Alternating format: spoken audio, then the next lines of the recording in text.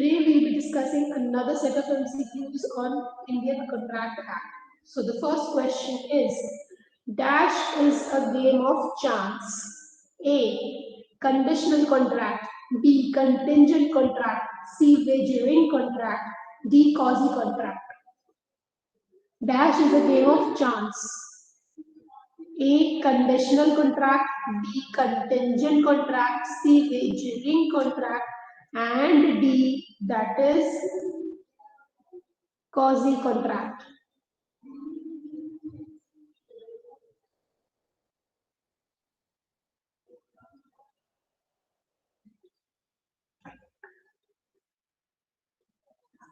So game of chance is where? Game of chance is in case of a wagering contract. So most of them are going to the correct answer. So good going.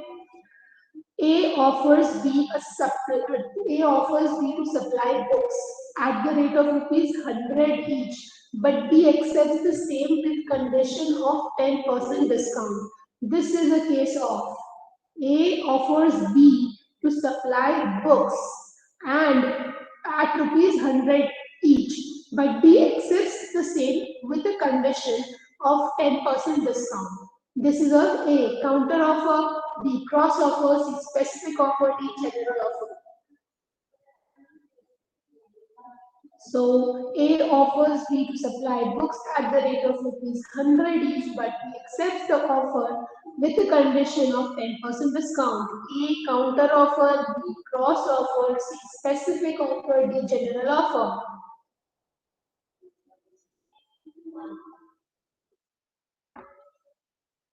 So I'm getting the answers. The correct answer is counter offer. It's a counter offer, not a cross offer. Counter offer because A is telling B that he will be giving the books at ₹100 each, but B is accepting it, but B said that I want the discount of 10%. So obviously here the counter offer is happening. Fine. So option A is correct and not the option B. That is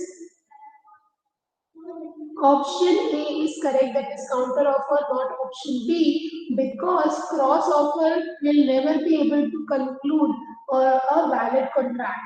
Because in case of cross offer, no binding relationship is between the parties, because the offer itself gets crossed. Right? So there is a difference between counter offer and the cross offer. Here it is a case where A is offering at ₹100 and B is accepting it and he'll take it, but he just wanted discount.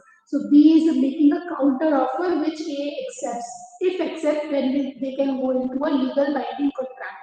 But in case of cross offer, the offer itself gets crossed by the other party, and other parties have a contradictory views against each other. So obviously, there in that case, in case of cross offer, then it cannot be no binding contract can happen between the parties. Hope the explanation is understood. Fine. So now let's move to the next question.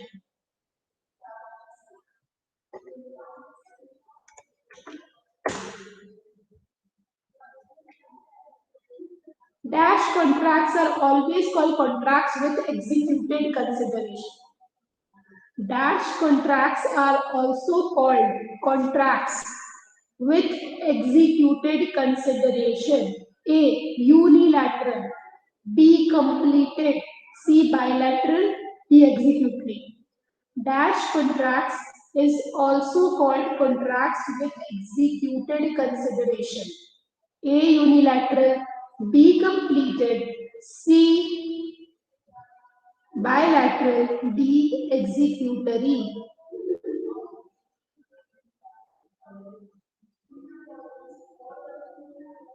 So here the contracts which are also known as contracts with executed consideration. Now executed consideration is being said, so option B is correct, that is completed contracts.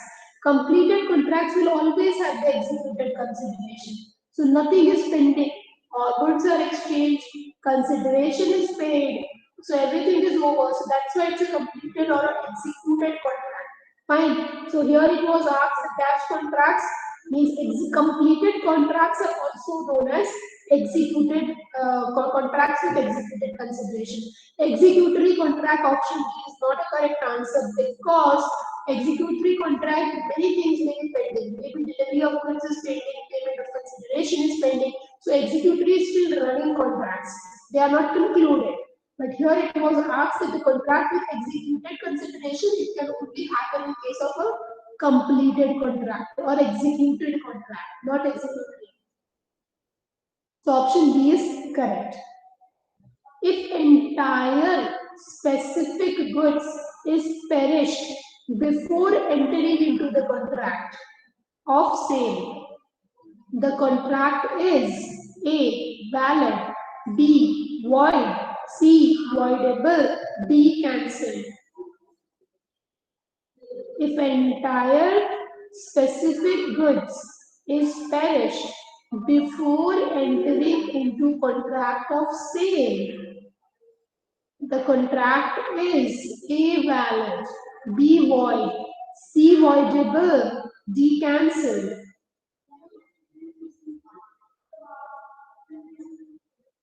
Correct answer is option B.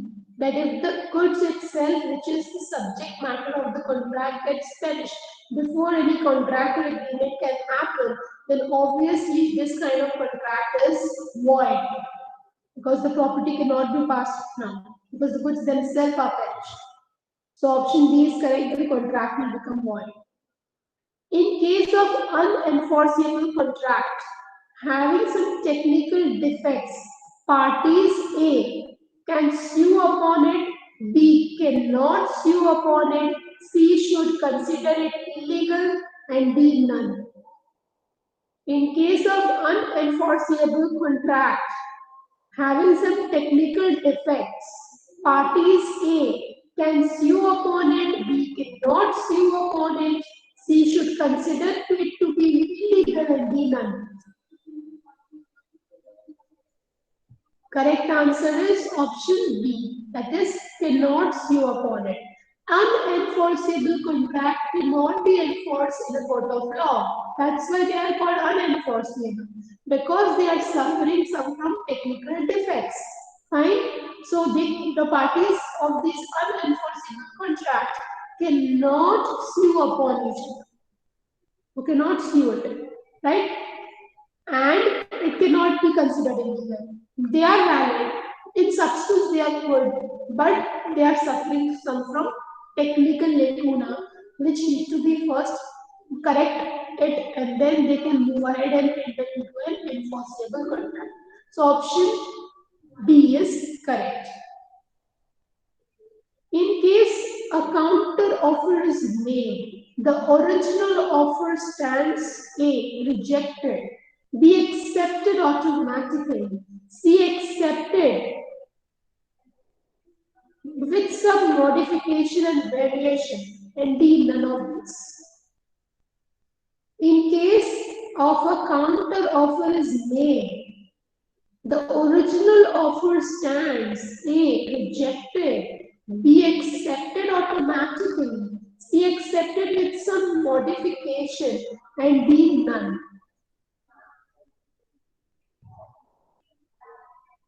The correct answer for this question I am getting option A is correct.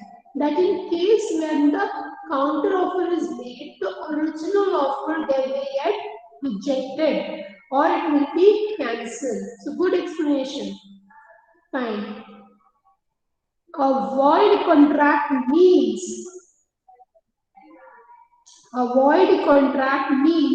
A. An agreement which is not enforceable by law. B. A contract which ceases to be enforceable by law. C. An agreement which creates liability for punishment. And D. Contract which is enforceable at the option of the aggrieved party.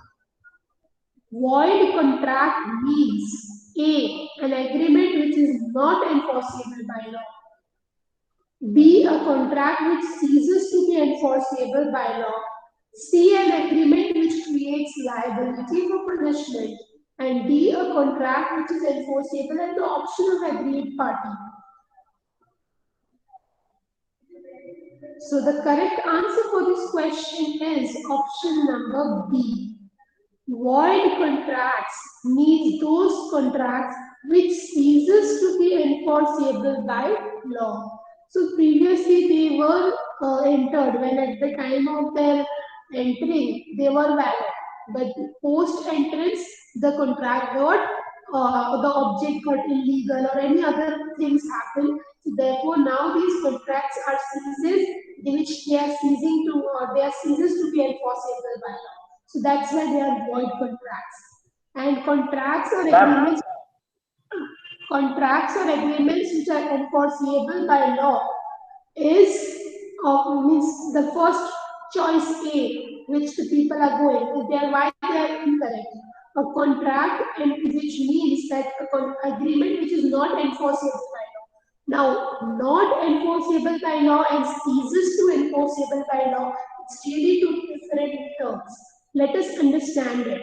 A contract which ceases to be enforceable by law means that previously it was valid, but due to some kind of not acceptance or some kind of essential elements got violated.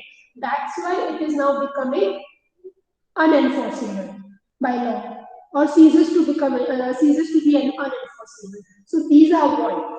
But agreements which are not enforceable by law, they are just the social kind of agreements, like a party invitation, right? And which obviously it was a social kind of agreement which was not accepted or which the last moment the persons cannot turn down for the party.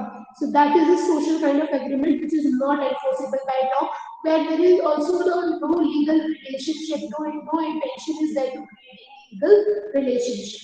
So option A is not the correct answer over here. Option B is correct. If any person has any query with respect to anything, they can type it in the chat box. I am doing it, so I'll answer it. Next question. A advertises to sell his old car by advertising in a newspaper. This kind of offer is A advertises to sell his car in a newspaper. So, which kind of offer it is? A general offer, B special offer, C continuing offer, and D none of these. Very easy question. Correct answer is A advertises to sell his old car by investing in a newspaper. So newspaper is what? It has a wide circulation. Fine. So obviously here the offer is made. Whatever advertisement you see in the newspaper, these offers are made to the people at large, that is the general public. So this kind of offer is a general offer. So option A is correct.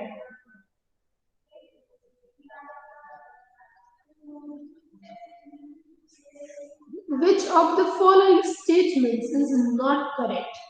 A. Acceptance must be absolute. B. Communication of an offer is essential. C. An offer must not be conditional. And D. Acceptance may be given in any manner.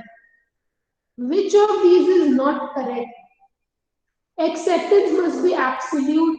Communication of the offer is essential. Option B. Option C is an offer must not be conditional. And option D. Acceptance may be in any manner, may be given in any manner.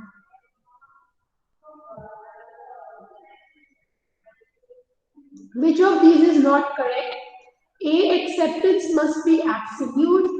B. Communication of an offer is essential. And C. An offer must not be conditional. And D. Acceptance may be given in any manner. So the correct answer for this question is we have to identify the incorrect statement. The correct answer is here option D. Other options are correct. Acceptance must be absolute, yes. It must not be conditional. Offer must not be conditional, yes, it should be clearly given, right? And a communication of offer is essential. Yes, the other party should have the knowledge about it. They will be able to accept it. But the acceptance may be given in any manner? No. Obviously, there is a proper manner in which the acceptance should be given. Otherwise, obviously, acceptance cannot be said to be complete. Right? So the option D is correct. And yes, the offer must not be conditional. So here it's like that offer can be conditional, it can have conditions, yes, it can have conditions, but here from the both the options, option C and option D, we look into it, option A we have to find out, and that's why we have picked option D, where the acceptance may be given in any manner possible. Otherwise, offer can be conditional, they cannot be conditional. Yeah, both of things are correct. But then also from C and D, if we choose any one, we have to choose, then we will be choosing the last option D because that is incorrect. Right? Must not be or maybe, some words may be changed. Offer may be unconditional or may be conditional. Fine? So whenever we have a dilemma between the two choices, we will be going with the choice which is the mostly correct one. Maybe in MCQs we find the choices much more confusing when we are at a dilemma of the two choices. So choose that one which is the coming at like very incorrect. So here it is an incorrect statement. That's why option D is correct. Offer can be conditional, offer can be not or cannot be unconditional. It's unconditional or conditional. Both is correct for the offer. Dash amounts to rejection of the original offer. A. Gross offer. B. A. Cross offer. B. Special offer. C. Standing offer. D. Counter offer. Dash amounts to rejection of the original offer. A. Cross offer. B. Special offer. C. Standing offer. D. Counter offer. So, in the case of counter offer, the original offer gets rejected. So, option A is correct. Which one of the following is correct? So, you have to find out the correct statement. ICA 1872 is a private law. Option B, the rights and duties of parties to a contract are not limited. The provisions of the ICA are a complete code. And option D, law takes cognizance of all rights and duties decided by the parties to contract. You have to find out the correct statement. ICA is a private law, option A. Option B, rights and duties of parties to a contract are not limited. Provisions of ICA are a complete code. And option D, law takes cognizance of all rights and duties decided by the parties to the contract.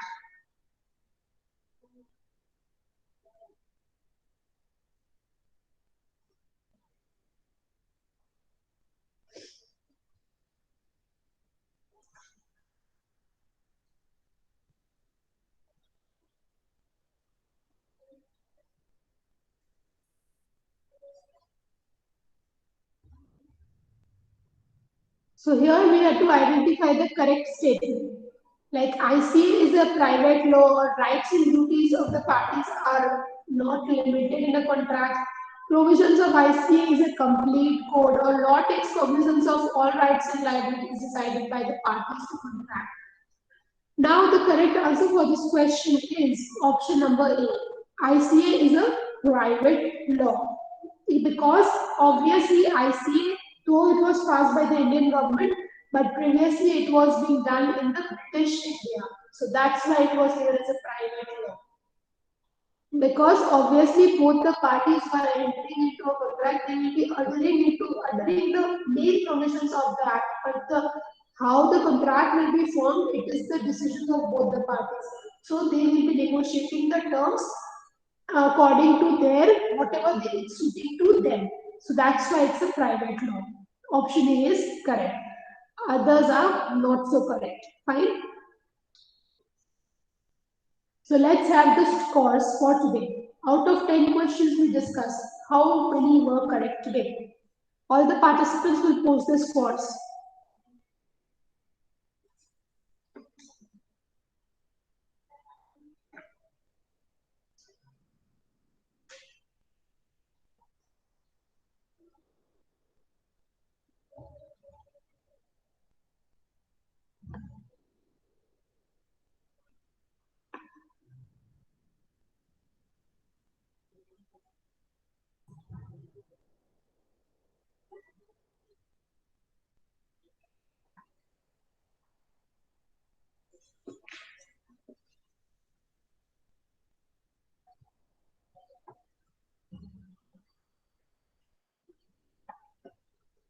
Okay, yeah, it is 11.